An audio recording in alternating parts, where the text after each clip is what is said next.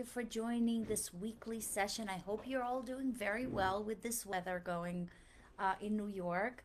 But I still wanted to continue and bring value to you guys, and I hope that you will find this valuable. I am Olga Benyaminov, owner of Exceed Learning Center, and this is Exceed Limitless podcast. We are doing the fourth week. This whole month, we were focusing on health, on fitness, and this week, I just want to bring it all together. Not perfectly, but really with intention. January, a lot of times we treat this as a sprint. People push hard, they try to change everything, and then they feel discouraged when life gets busy. But real health isn't really built in extremes, it's built in systems, in rhythm, and in choices that you can return to again and again. Today is not about doing more, it's about designing a life that supports you. And today's anchor in my conversation is really a powerful story that I came across, and it really across all religions, whether it's Christianity, Islam, Judaism. It's a very powerful story of Moses, and it's one that really guides generations, including my own tradition. And I never go and do those podcasts in a religious aspect, but I really found this very, very much connected to this particular month. So this story of Moses, and I think most of you know, is when the Israelites are freed from slavery. But freedom wasn't really the end of the journey, and that's where I'm getting in today. It was only the beginning.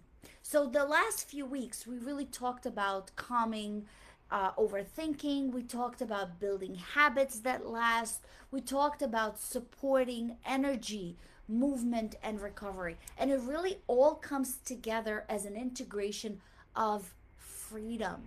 Because health is not something that you do once, it's something that you live with. Living Egypt, which is really that story, took one night. But becoming a free person or free people took years. And why is that? Because freedom without a structure actually leads to chaos. And health works the same exact way. I'm going to bring it closer to understanding. Slavery, in simple terms, right? It's really a survival mode. The desert, I want you to think about that being the transition. And then the promised land is really the sustainability. It doesn't matter what your goal is, but your goal is to remain sustainable. God didn't rush them to just straight into the promised land. What did God do? They needed time to learn. They needed time to see how to live differently. So it's the same for everyone here. When we try to make some new habit, and then this month we're talking about health and fitness, we don't straight jump to the routine and expect everything to be perfect. It takes time, it takes effort. So with the routine, with the laws, with the rest, with the responsibilities, that's when you build something consistent. And I want to share this core belief of mine. Health is a system, it's not a phase. So if health only exists when life is calm, that wouldn't last. Because sustainable health adapts to those busy days that we have, those days that are even emotional, or those unexpected changes that we have. So that's where the lifestyle design comes in. This is one of the most powerful lessons that I found from the story of Moses. You cannot sustain freedom without a system. In the desert, the Israelites were given daily manna, which is the food that they were getting, not in excess, but just enough. And it's so interesting in this story, in the movie of Moses, that they show that if somebody would hoard this or store for the next day, it would go bad. The rhythm of work and the rest, right? So they were working for 6 days and resting for on the seventh day. It is still so important even today. Clear structure of daily life and health is the same. So extreme diets and intensive workouts are like Egypt. You control and you pressure, but eventually you'll break. Sustainable health is like the desert journey. You learn consistency, you balance that routine, and then you build that trust for yourself. So, your environment actually shapes your habits. Your surroundings quietly influences your behavior. When you have a cluttered space, what does it do to our mental abilities? It actually creates mental fatigue.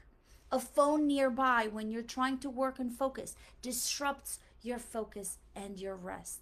A calm environment supports your regulations. You don't need more discipline. You really need fewer obstacles. Now, if you think about it again in the terms of the desert, everything changed. What they ate, how they rested, how they organized life, the environment now shaped the behavior. So if the environment was chaotic, your habits will struggle. You don't need more willpower. You need an environment that supports you. So, simplicity is what creates consistency.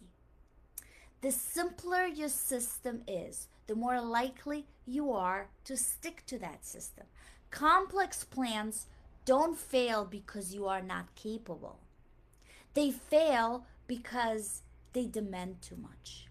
Consistency grows where life feels manageable. So again, going back to that manna that was given daily, it was very simple. It was daily and it was just enough to sustain the day. It's not something that you hoarder, it's not something that complicated. It's just a lesson. When health becomes too complex, people quit because simplicity creates trust and trust creates consistency.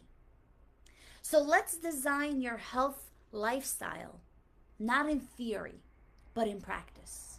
I want you to create yourself this morning routine, just like this daily manna that they were getting. Start your morning by asking, what helps me start the day grounded? What gives me enough energy to start the day? What supports my energy and what actually grounds me? Most of us, what do? As soon as we open our eyes, we grab the phone and we check the news, emails, missed calls, text messages, and what does it do? It actually creates a stressful environment right away. Right at the beginning of your day, you're already stressed because your employee said they're taking a day off or they're not feeling well, and the traffic report shows that there's a lot of traffic on your way to work, and you got this text message that just irritates you, and you know you need to respond. So, all of that creates a terrible morning routine. So, what if you shift that routine and if instead of grabbing that phone first thing in the morning, you ground yourself? You journal, you read, you meditate. So, my morning routine starts with getting to the gym. Most mornings, not every morning. As I drive to the gym, I don't listen to the news. I either put music, but most days I put an audiobook. Just something to fuel my mind. Nothing with negativity, something that would just ground me, especially on days that are more difficult than others. We all have things that we're going through in life, and looking for what can ground you is really the right way to start your routine. So as I go to the gym, drive to the gym, I listen to that audiobook. If I meet with someone at the gym and we have a nice conversation, again, no negativity at all, only things that fuel your body. I sit back in the car, I drive back home listening to the audio. So now, what did we just accomplish this morning? We have fuel your brain, you fuel your body, obviously drinking water at the gym. And some days, if I have enough time for that in the morning, I do meditate throughout the day. But if I have time in the morning, that's what I do. So you can start your day with meditation. You can end your day with meditation, but always something that grounds you. When I don't have time for meditation, when I just sit in my bed and I do breathing, just mindfulness, a couple of minutes of grounding your own self. And that actually shifts a lot in your body. When you hydrate your body, when you do light movement, you don't have to go and lift weights if that's not what you're up to. Just light movements. Quiet reflection also helps.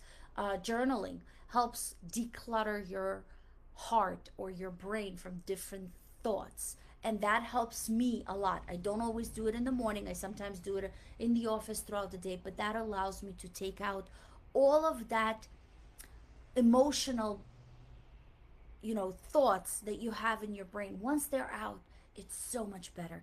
An intentional setting, intention and or prayer, whatever works for you. For me, prayer works. I have my prayer book right here with me, and I do that whenever I feel that I need a little bit of grounding. So that can be done in the morning, the first thing in the morning, but it also could be done throughout the day. Throughout the day, set the intention. Pause. It's not supposed to be all about work, all about productivity. Pause for a minute. Fuel your brain, fuel your mind. Get some meditation done, get some mindfulness, anything that just grounds you back to your more sustainable level. Evening wind down is also very important. What helps you release that day? That stress you had throughout the day. We all deal with different stresses. So what prepares my body for the rest? Some examples could be limit your screen time. Just like some people start their morning with a cell phone, many of us end the day with their cell phone on their hand. Many of us fall asleep just to realize that they fell asleep with their cell phone in their hands. Limit your screen time. About an hour to 2 hours before you go to sleep, put it aside. Gentle stretching just before you go to sleep. Journal or even read. Reading really helps. And I have a routine of putting an 8 hour either calm music or meditation, sleep meditation it's called. My 7-year-old who sleeps with me most days asks me to put it on when she's ready to sleep because it is so calming and rewinding and really helps you to calm your mind. We all have a lot of things we're going through. Sleep really begins with how you end your day. If you're struggling with sleep and you know that you're not sleeping well, just put yourself into a correct routine because those screens that we're on, the phones, they have a ray that just absolutely disturbs our sleep. So really plan intentionally. If you go to sleep at 9 o'clock or whatever time that is, about an hour to 2 hours before, just put your phones away. Try to do something other than using a screen. You can still put the phone, which is what I do, on the side of my bed, but I put that music or that meditation on. You can take a book and read the book. If you don't like physical books and you have an audiobook, that is also something that's okay to put. Or use a Kindle. I use a Kindle which has specific lights that help with sleeping. Freedom is really renewed daily. You can create yourself a whole routine that allows you to renew yourself. And weekly reset rituals is one of the most powerful habits that you can actually have. Make a reflection on the week. Plan meals. Plan on movements. Reset your space. Set your intentions. Weekly resets really prevent burnout before the week actually starts. So again, for me, I'll give you my example. Every Friday, I sit down and I make a schedule for the following week, whether that's client schedule, personal care, even gym time is scheduled because you need to do everything with intention. There must be a day where you pause. There must be one day that you reset and restore. There is has to be a day when you don't do anything. For us, for Jewish, is on Saturday, and most people do that, but it doesn't have to be. It could be any day that you just take yourself out of all that stressors, day off, a day where you just pause. Because reset is not a weakness, it's actually sacred. You want to reflect to yourself and say, what habits serve my future self? What need to change to protect my energy? And what will I commit this month? And you should do that weekly reflection as well as monthly reflection. You should check how your month went and what can be fixed for the next month. No judgment, just clarity for yourself. I want you to make 3 simple decisions today. I want you to look at what you're created, habits that you've created last month. And I think I spoke about my habits and what I was trying to create. I want you to choose 3 habits that you want to continue. Okay, so anything and everything that throughout the month worked well with you or you liked it. So for me, one of the biggest habits I had to create, and I talked about it, is drinking more water. I don't drink water. I haven't been drinking water through my entire life. And last month I realized that most of my health issues really come from lack of water in my system. So my habit this month was to drink 60 ounces of water, which is not enough for my body weight, but 60 is one habit, and then 90, if I get to 90, that was my other habit. So this month, what I'm going to do is I'm going to let go of the 60 and create that new habit of 90. So I've tracked how many days I was able to do 60 and how many days I was able to do 90. And my goal, my ultimate goal, is 90 ounces a day. Your goal might be different, but I want you to look at your habits and keep 3 to continue. One habit that you want to let go of, whether it's a bad habit like grabbing your phone as soon as you wake up, whatever that might be, and one intention moving forward. Just one intention. What is it that you want to accomplish? And this is how change becomes sustainable, by becoming more intentional and by choosing intentionality. Health is not about perfection. It's about showing up for yourself again and again. I want you to take a moment to acknowledge yourself. You showed up, you reflected, you practiced awareness. That matters. The journey matters as much as the destination. Health is not about perfection. It's about showing up for yourself again and again. Thank you so much for choosing growth, and I really appreciate you attending today and listening to this, not just this month, but actually moving forward. Like every meaningful journey, this one unfolds over time. This is just the beginning. Next month, I am covering the Emotional Intelligence Month. If you are a reader, the next month book for adults is the Book of Joy. I will see if I can get a summary on that. That's an amazing, incredible book. You know, sometimes we get so caught up with our own life that we forget that joy is really possible. So we will be reading that for the adults, and for the teens, we're going to read a book called You, the Owner Manual. How do you really use yourself in terms of creating a much better sustainable life? So if you are interested, please message me. I will give you a free month of book club, absolutely free, no strings attached. Just message me and I will add you to the book club. We are meeting twice a month. The book is very, very simple to read, but just message me and I will have you added to the book club free of charge. Teens and adults. Teens are anyone above age 13 plus or minus. So I would love to hear what you guys are saying. Please stay connected. Give me your thoughts. Tell me how else I can help you. And I will see you again next Monday around 2 p.m. Thank you for joining me today.